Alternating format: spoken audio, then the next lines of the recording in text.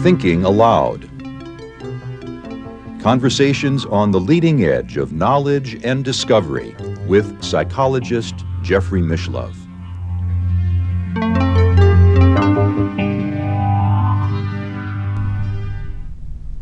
Hello and welcome. I'm Jeffrey Mishlove. Today we are going to explore intuition and the brain.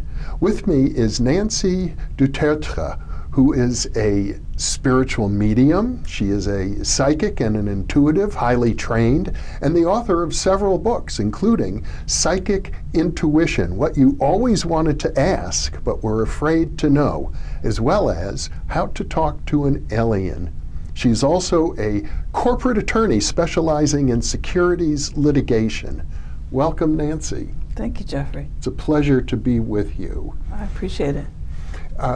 It's very interesting, your approach in your book, Psychic Intuition, where you focus not so much on the source of psychic functioning, the various spiritual levels or quantum mechanical levels, but largely how the brain normally filters out information, how we're constantly bombarded by information from dozens and dozens of inputs and senses, and the brain acts to prevent us from being aware of it all. Yeah, absolutely. What I tried to do was when you're a lawyer, you're very conscious of how to frame issues. Mm-hmm. So what I tried to do is to frame the issue as narrowly as possible, because in this field, once you get into a little bit, it gets bigger, bigger, bigger, and then people end up having problems with it. So you start small, and the way that I tried to frame this issue was to examine psychic ability in terms of neuroscience, psychology, and linguistics. And what I discovered at a certain point was that we are so receptive to Mm-hmm. information. We live in this huge pea soup of vibrational information Mm-hmm. and data that comes from everywhere. And the job of our physical body and also of our brain is to receive it and to translate it and to function. Mm-hmm. So to keep us from being overwhelmed. And to keep us from being overwhelmed, because if we receive, on average, 11 billion bits of sensory information per second. Mm-hmm. We are consciously aware of between 16 to 40, which means what happened to all of that other information? It arrived, Mm-hmm. it got to our physical body, but we're not aware of it. Right. So where did it go? And what I tried to suggest through the book is that you don't have to get supernatural to find psychic information. Psychic information is just data. Mm-hmm. And if you allow yourself to become more conscious and more aware of the data that has actually reached your body, suddenly it starts to look very psychic. Mm-hmm. So a large part of your focus is the fact that our normal senses, our hearing, our sight, our tactile and olfactory senses, are all receiving more information than we're normally conscious of. And if we allow ourselves to just absorb a little bit more of that, we're already taking in information we wouldn't otherwise be aware of. They've done studies, and I don't recall the exact studies now, but if you imagine, you're Mm-hmm. sitting there right now, imagine focusing your attention on what the seat of the chair feels like, the arm part of it, maybe the feeling of your jacket on the back of your neck. Mm-hmm. Think about all of those, and now think about more stuff. Just you sitting right here. Okay. And you can't. Your brain will take it in, but it will take it in sequentially. Mm-hmm. It can't really take in the data simultaneously or holistically. We think we do. We create an illusion, Mm-hmm. and that becomes our reality. Yeah. But our brain is very slow to pick up the various types of data Mm-hmm. around us. Well, I'm assuming you do psychic detective work, Right. for example, that when you do that, then you don't want to be aware of your body and how your clothes feel against your shoulders or something of that. You've got to free your mind from that.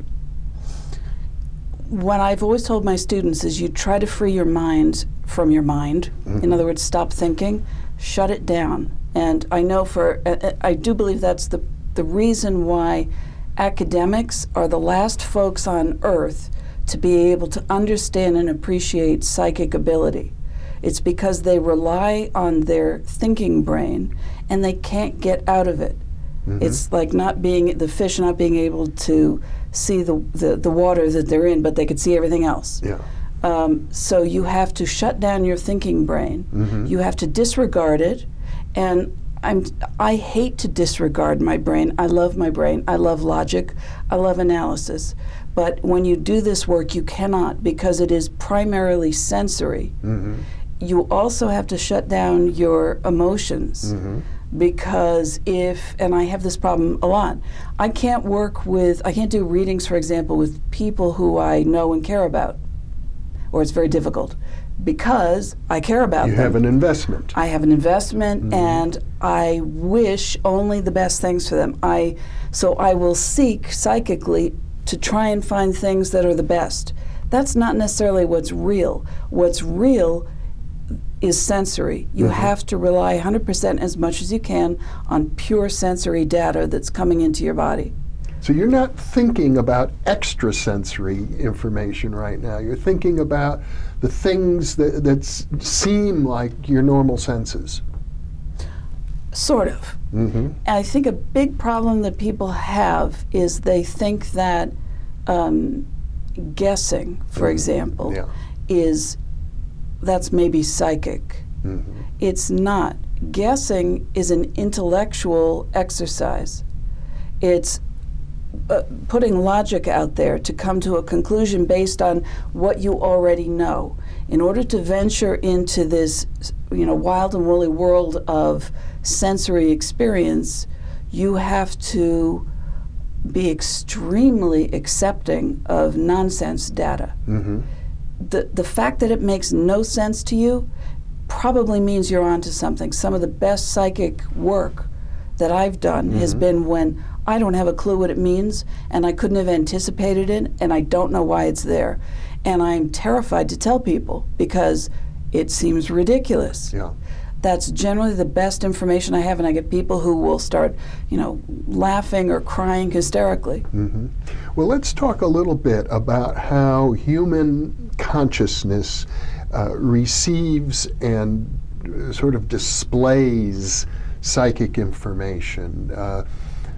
I understand, for example, from the phenomenon of synesthesia, that the mind has the ability to take any sensory input and display it in any other way that you program yourself, so that some people, for example, will hear colors or see music. I compared psychic ability to some people call it a condition, or some other people call it a disorder of synesthesia. And I started looking into that long before anybody really heard about what it was. It's become quite popular now. But what seemed interesting to me was this ability that their brains seem to have, whether it's a hardwired issue or a different issue, of being able to translate the same vibrational or electrical data into different formats. So, and I think that's what psychics are doing. And when you're able to translate the same baseline information into a visual format, an auditory, a smell, or a touch, whatever it is, each time you're doing that, you're gleaning more information about the target, which seems strange, but it's absolutely true, and it's a way to push further into the experience. Well, researchers have come up with any number of ways in which the brain can confuse us, forms of errors that we make. Many people, when they engage in an intuitive process, they fall into various traps that researchers have identified. Oh, yes. It's one of the reasons that I suppose from a conventional point of view, intuition doesn't have such a good reputation because of these traps people can fall into. One of them, obviously, you've talked about, is emotion. Emotions can color our minds, so we are not seeing things clearly. And thinking is a terrible trap. Mm-hmm. One of the reasons, a lot of times you'll hear psychics will say, well, we've been trained to unlearn all of our psychic ability. Yeah. There is a window of time, actually, in a human's life where, and it's usually between the ages of about 3 and 6 or 7. Yes. When a number of things happen.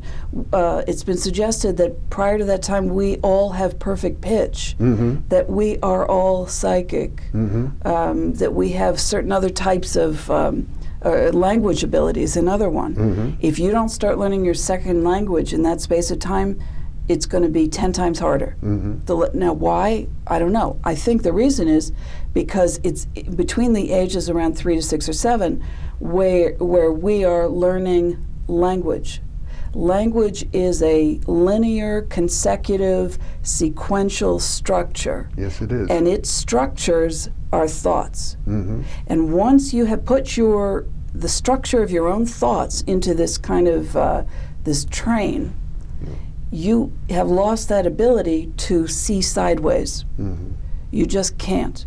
So you have to almost destroy what you know in order to get back to that original place. Most thinking people really cherish their intellect. Yeah. They will not give it up for anything. And language is a big part of intellect. Absolutely. Yeah. Some languages seem to be a little bit more conducive to visualization, like, well, let's say Egyptian hieroglyphs, or maybe Chinese characters are a little bit more like pictures than our alphabet. Sure, you can get into ideograms, pictograms, the petroglyphs, or you can get into any type of different expression. Some of them, the example that I've given in the past is it's the Chinese character for tea, like what you drink. Uh-huh. I believe, and I'm not an expert in Chinese, but I think that the character itself breaks down into 3 separate characters of, I think it's plant, tree, and man. Mm. Each one of those breaks down into other separate, so you have this conglomeration of meaning. Stories within stories within stories, like Right. actually the Hebrew mysticism of Kabbalah is like that. But ultimately it seems as if for Kabbalists, for example, it breaks down the rational mind when you begin thinking stories within stories within stories, and you open up into intuition that way. Sure. Or, the sound of one hand clapping if you want to go the other direction. Uh-huh. It breaks down rationality. Rationality kills psychic ability. You cannot do the two at the same time. Now, what I do, because I need to satisfy my intellect somehow, so Yeah. I allow myself to go into a psychic frame of experience. Do you mean an altered state of consciousness? I go into usually a light trance. I'm very much aware, but it's just light. I have a hard time remembering what I've said once I'm out, but I have a terrible memory anyway. So anyway, but I go into that state. I allow myself to experience without judgment, because intellect is based on judgment and prefabulated concepts that pre-exist in our brain that we've just added on top of added. Get rid of everything. Pull in whatever comes in. Second step is figuring out how to remember it. We have a terrible memory for nonsense, most people. I remember almost all of my dreams every night. I'm pretty good at it. Most people can't do that because it's nonsense. And you just described yourself as a person without good normal memory, but for dreams it works well. I have good memory for strange things, yes. But dreams are a symbolic language, so it's suggesting to me that that language is very important in psychic work for you. I don't call it a language. I'm also a lucid dreamer, which means I have experience with dreams which have absolutely real repercussions in the real world. Yes. So for me, yeah, some of it's symbolic, some of it's literal. Now let's go back to lucid dreaming. Okay. Lucid dreaming is, for our viewers who may not know, it means you're in a dream world, but you're conscious, you're aware of the fact that this is a dream. Yes. Mm-hmm. I had a dream when I think I was about 7 years old, and it was a stupid dream. I was living in Chicago at the time. I was playing with my little neighbor in the neighboring townhouse, and his mother was there, and she was going on about something boring, and I thought, wow, this is an incredibly boring dream. I don't want to be here. So I realized if I did a backward somersault that I could exit the dream. Oh, did backward somersault and I was out. So Nice, yeah. lucid dreaming is absolutely being able to control, actually it's a little bit more, it's also knowing what is going to happen in the dream, as well as being able to control it. So how does that play into your psychic work? It plays, well, you asked me, it was like using a symbolic language. Yes. I don't use dreams for their symbolic language. I use them for much more than that. So when I'm sensing things, I'm trying not to throw them into any category at all, which is really hard. Because, you know, they talk about maybe in today's UFOs or spaceships, or yesterday's, you know, dragon in the sky, because people weren't expecting to see a spacecraft, but a dragon, maybe they could. So culturally the determined. Expectation determines what you're going to see. Yeah, and people really seem to have a need to put labels on their experiences. Yes, because if you don't, odds are you're going to forget them. And so you've diminished your sensory experience if you can't remember it. So what I try to do once I go into my psychic space, collect the data on an experiential sensory level, and then I say, okay, that's that now. And then I allow my brain, my intellect to kick in, and I say, well, what does that mean? Can I make a judgment about this? And I start to think about it, or I start to feel things about it. You know, how did that make me, did that experience, did I feel, you know, really, was I crying? Was I happy? What was that about? Because that's not me. So, so you follow it through. Okay. And now, lucid dreaming, though. I'm still interested. If you're in a dream state, a lucid dream state, are you also doing psychic work at that time? Yes. I know many people who feel that they've been in a school at night. Yes. I said this, I'd never heard of this, never read it before at a certain point, said this a few years ago to a friend of mine, and she said, well, yeah, of course you are. So am I. And she said, the information that is being delivered is just overwhelming. I said, it's true. I'm exhausted when I wake up, and I know I work all night long. I'm working, and a lot of it, I'm being taught psychic skills, paranormal skills, strange things, which, yes, they're interesting, but when I'm sleeping, I think I'd like to rest. You don't get any rest. Apparently not. Now, I think it's important that our viewers understand you weren't born a psychic. You trained yourself. Right. Or I should say you engaged in training contexts. Right. I grew up in a very academic family. Psychics, they were never discussed. They didn't exist. You know, we were doctors and lawyers and professional people. And my father is a medical scientist. And so I had no psychic experiences, except for maybe one or two. But what do you do with them? They're crazy. So you put them in the crazy folder in your head, and you say, I can't make heads or tails of that, so it's not worth anything to me. It's nonsense. Put it away, forget about it. Wasn't until I got to be middle-aged, I had even more intense experiences. I still didn't get the message. And then at one point I thought, all right, I'm going to write a book about the psychology of intuition.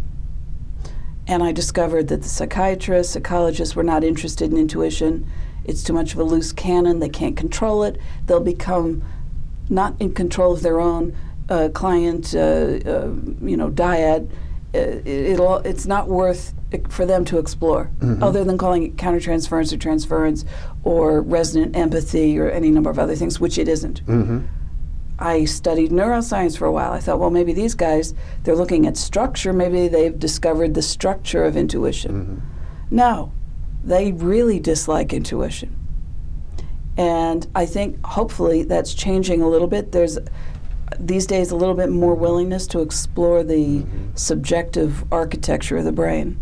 But at some point you made a decision to find a very talented, I think, if I recall, a psychic detective who lived in your community, who was known to be highly accurate, and you, in effect, apprenticed yourself.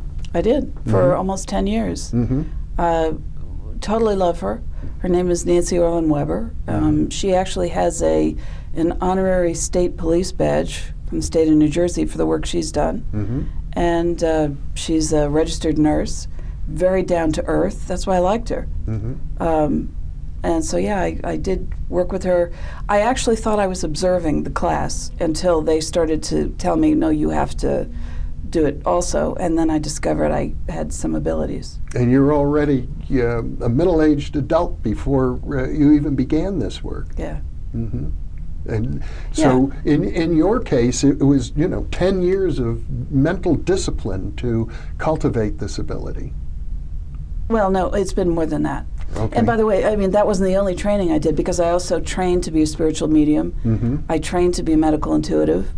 I trained in the advanced military style CRV, control remote viewing. Yes. I've trained in a number of different areas, but it's all training. I'm just a trained person. I'm not a natural, which is why I tell anybody, if I can do it, anybody can do it. So everybody ought to try. So what, I know you don't go into great detail about the theories of how information from a distant location or a future time can enter into our brain. You're basically saying it gets there, and now let's see how the brain processes it. Obviously, you found some commonalities in all of these training approaches. Yeah, again, I guess because I'm so compartmentalized, I thought, well, this is different from this and this and that. And for some reason, they are all connected, strangely. And I don't claim to know how or why. Okay. Let me go back and ask you the question a different way. At some point, you made a decision as a person who had no particular history or interest in the paranormal to engage in all of this training. What motivated you? I don't know. I think I have to say I think I'm more curious about everything than anyone I know. My goal in my life is to understand everything. And you really are quite a Renaissance person. If I haven't mentioned all of your other books on, for example, porcelains and the many things you've done with your life. But back to the field of psychic intuition. What you're saying is that this information is coming into our brains, our consciousness, that everybody has these inputs. And the key is to quiet the mind, separate oneself from one's intellect and one's emotions, and somehow hone in on the pure signal.